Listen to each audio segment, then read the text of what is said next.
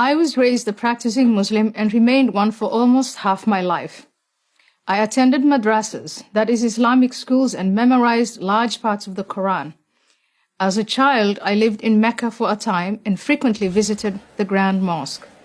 As a teenager, I sympathized with the Muslim Brotherhood. At 22, while my family was living in Kenya, my father arranged my marriage to a member of our family clan, a man that I had never met.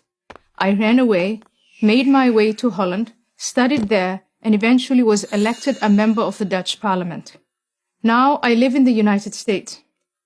In short, I have seen Islam from the inside and the outside. I believe that a reform of Islam is necessary and possible, and only Muslims can make that reform a reality. But we in the West cannot remain on the sidelines as though the outcome of this struggle has nothing to do with us. If the jihadists win and the hope for a reformed Islam dies, the rest of the world will pay a terrible price. The terror attacks in New York, London, Madrid, Paris, and many other places are only a preview for what's to come. For this reason, I believe that it's foolish to insist, as Western leaders habitually do, that the violent acts committed in the name of Islam can somehow be divorced from the religion itself.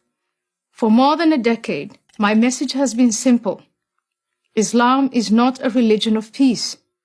When I assert this, I do not mean that Islamic belief makes all Muslims violent.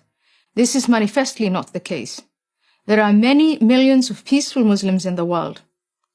What I do say is that the call to violence and the justification for it are explicitly stated in the sacred texts of Islam. Moreover, this theologically sanctioned violence is there to be activated by any number of offenses, including, but not limited to, adultery, blasphemy, homosexuality, and apostasy, that is, to leave Islam. Those who tolerate this intolerance do so at their peril.